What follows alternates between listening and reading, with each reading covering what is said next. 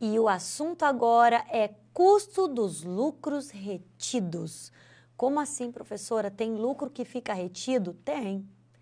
Uma empresa, quando ela forma o seu lucro, ela pode distribuir esse lucro sob a forma de dividendos, de lucro por ação, mas ela pode também reter. E é claro que isso também envolve um custo. Então, vamos iniciar e se prepare.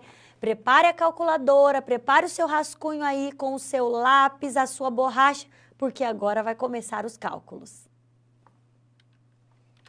O objetivo é apresentar a você os dados, ou seja, uma base conceitual com relação aos custos dos lucros retidos e ainda trabalhar com a parte de reinvestimentos e toda a base de cálculo para que você possa entender.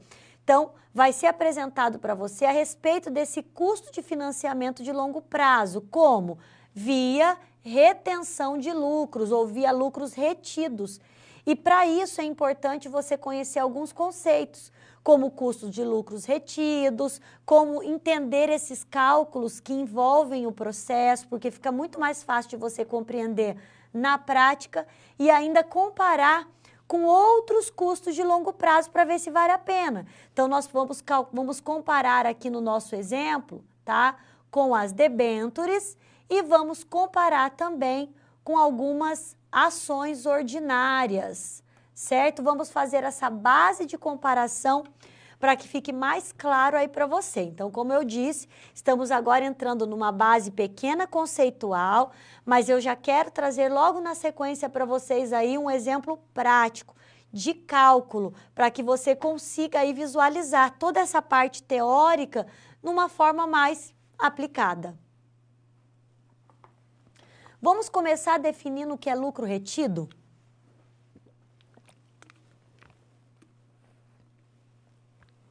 Veja bem, de acordo com Gitman, lucros retidos se referem aos lucros que não foram distribuídos pela empresa aos acionistas sob a forma de dividendos. A decisão de fazer a retenção do lucro tem como objetivo custear investimentos futuros, seja para o operacional ou para a estrutura da organização. Então, quando nós falamos dessa fonte própria, que é o lucro retido, ela é uma modalidade de captação de recurso, além de ser considerada também uma alternativa para quê? Para angariar, para buscar dinheiro, e esse dinheiro vai ser utilizado para quê? Para custear os investimentos da empresa, as atividades empresariais. E quando você determina, né, ou quando você observa que determinada empresa não distribui lucros aos acionistas, imediatamente essa empresa fica capitalizada. Então, ela aumenta a proporção do capital próprio em relação ao capital de terceiros na empresa. E nesse tipo de situação, a empresa melhora a sua estrutura de capital. Por quê? Porque ela está capitalizando-se e ela consegue financiar o seu crescimento, financiar os seus negócios, financiar os seus investimentos utilizando recurso próprio. E aí eu te pergunto, quando você utiliza recurso de terceiros ou quando a empresa vai ter que fazer um empréstimo, ela vai ter que pagar juros por isso. Agora imagina se ela consegue fazer esse financiamento utilizando parte do lucro sem ter que recorrer a um empréstimo, a financiamento e, consequentemente, a juros.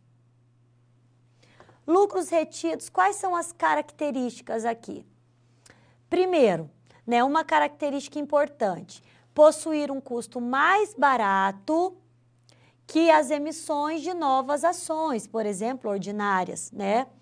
E ocorrem porque há incidência de custos adicionais na operação, além do processo ser, de certa forma, dispendioso para a empresa e apresentar riscos em muitas situações. Então, quando eu vou justificar o porquê, né, da empresa reter esses lucros em vez de distribuí-los, nós vamos verificar que ela possui alternativas de investimentos que remuneram o capital em termos de risco que aconteceu ali no processo de decisão.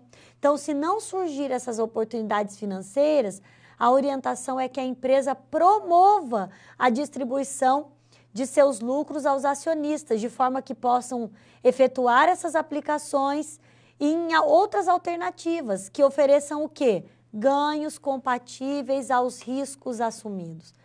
Você tem que sempre prestar atenção no seguinte: quando nós falamos de investimentos, e aí você pode imaginar, né? Se eu falar assim para você, olha, eu vou pegar o meu dinheiro hoje e vou colocar na poupança. Qual que é o risco de perder o dinheiro que está na poupança? Talvez se a instituição quebrar, fechar, e mesmo assim ainda existe o FGC, que é o Fundo Garantidor de Crédito, que pode garantir até 250 mil do meu capital investido. Ok, mas e se eu quero negociar com imóveis ou com ações? Opa, peraí que está subindo o risco. Se aumenta o risco, tem que aumentar também a possibilidade de retorno. É isso que nós falamos, risco e retorno deve ser proporcional. Gente, não significa também que eu tenho 100% de certeza que eu vou ter retorno em ações, por exemplo, que é renda variável. Eu não tenho, de maneira nenhuma. Por isso que o retorno tem que ser proporcional ao risco que eu vou correr. Para investimentos mais arriscados, a possibilidade de retorno deve ser maior. Quais são os pontos relevantes quando nós falamos dos lucros retidos? Primeiro ponto relevante aqui que eu quero chamar a sua atenção é o custo de oportunidade. O custo dos lucros retidos, ele pode ser considerado como retorno que os acionistas poderiam ter recebido caso os lucros tivessem sido distribuídos como dividendo ou investido em outra oportunidade. Então, quando a gente fala de custo de oportunidade, nós falamos de sacrifício de escolha. Eu vou dar um exemplo meu. Se eu tenho um capital hoje para investir e eu decidi colocar tudo em ações, eu poderia ter investido em títulos públicos, eu poderia ter colocado num CDB, mas eu não coloquei. Coloquei no mercado de ações. Qual que é o meu custo de oportunidade? É o que eu deixei de ganhar com a renda fixa, com o CDB, com os títulos públicos, porque eu decidi investir todos os meus recursos em ações. Isso é custo de oportunidade. Vamos ao próximo ponto relevante. Taxa de retorno esperada. O custo ele pode ser estimado com base na taxa de retorno exigida pelos acionistas. E essa taxa aqui, ela pode ser determinada pelo CAPM, tá? O CAPM aqui, ele é um modelo de precificação de ativo financeiro. Em inglês significa Capital Asset Pricing Model, modelo de precificação de ativo financeiro. É verificar, ao aplicar o meu capital, quanto ele pode me trazer de retorno. Próximo ponto relevante, decisões de investimento, né? Então, o custo dos lucros retidos, ele exerce uma influência nessas decisões. Então, caso a expectativa de retorno de novos projetos forem superiores a esses custos, pode ser vantajoso reinvestir os lucros da empresa. Temos ainda a questão da valorização da companhia e temos ainda a questão de fatores considerados, né? Esses fatores considerados aqui, nós podemos considerar fatos como, por exemplo, a situação econômica do país, ainda, né, além dessa situação econômica do país aqui, também qual é a competitividade no mercado, qual é a estratégia da empresa em fazer esse tipo de investimento e utilizar esse tipo de custo. Todos esses fatores são importantes. Vamos a um exemplo prático? Então, acompanhe comigo. A companhia ABC investirá 30 milhões de reais no projeto de expansão de sua rede de postos de gasolina. E com isso, consolidar sua posição na capital do país. Imagine algumas situações de financiamento, sendo você um consultor contratado para auxiliar na decisão desse projeto.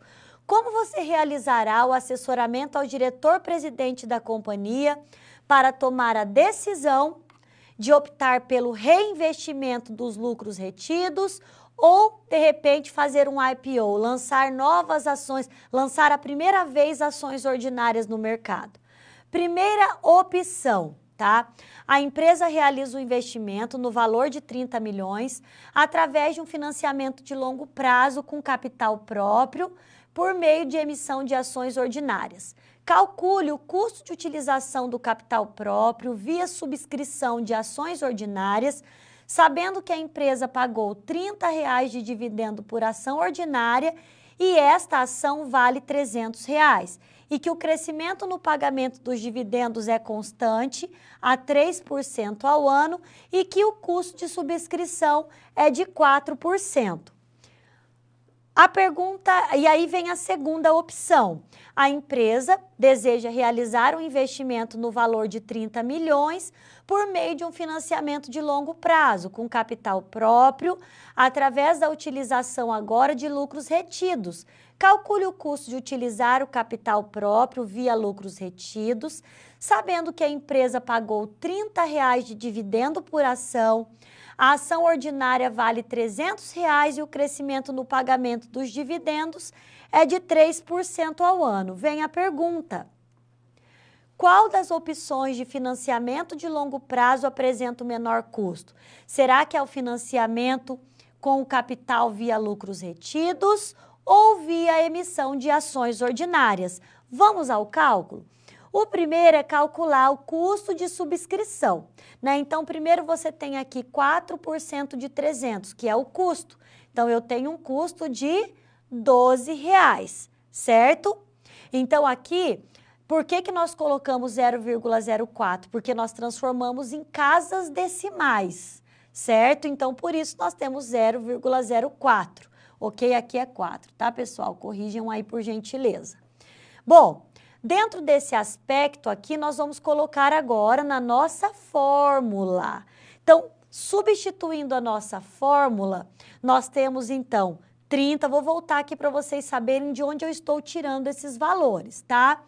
30 é a utilização do capital. Então, é R$ 30 de dividendos, 300, que é o preço da ação ordinária, e aqui 4% é o custo da subscrição. Por isso, nós utilizamos aqui, ó, custo de subscrição, certo? 30 é o dividendo, 300 é o valor da ação, certo? E aqui é o custo da subscrição, que é 12, menos 30 que nós temos aqui, que é justamente o valor do dividendo, mais o custo de 3%. Vou voltar para você entender de onde saiu. 3% é o custo do dividendo, certo? Quando nós fazemos todo o cálculo, nós vamos ter aqui essa razão, 30 por 258, então mais 0,03, que é justamente o custo da ação, né? Então, o que nós temos aqui? Resolvendo todo o cálculo, no final você multiplica por 100, porque você está calculando uma taxa. 14,63% é o custo de subscrição da ação ordinária. Agora vamos ver qual é o custo do lucro retido, para ver qual que vale a pena. Olha lá, resolvendo o cálculo do custo dos lucros retidos. A mesma coisa, aqui nós temos o valor dos dividendos, o G é a taxa de crescimento, certo? Então, nós vamos substituir na nossa fórmula aqui, ó, certo? Lembrando que o 0,03 é 3 dividido por 100, certo? Quando nós chegamos aqui ao nosso resultado, 300 menos 30, e aí fazemos toda a divisão, nós vamos entender que o custo é 14,11%. Olha só. 14,11% é o custo dos lucros retidos. Vamos ver qual que vale a pena aqui. Primeiro, olha o custo dos lucros retidos, 14,11%. Olha o custo para subscrever a ação ordinária, 14,63%. Então, vamos retomar a questão? Qual das opções de financiamento de longo prazo apresenta o menor custo? O financiamento com capital próprio via lucros retidos ou via emissão de ações ordinárias? Então, vamos interpretar esse resultado, sendo 14,63% o custo de subscrição da ação ordinária e 14,11% o custo dos lucros retidos. Então, qual que é a melhor opção? A melhor opção é o custo dos lucros retidos. É melhor do que utilizar a ação ordinária, porque o custo de subscrição da ação ordinária é maior.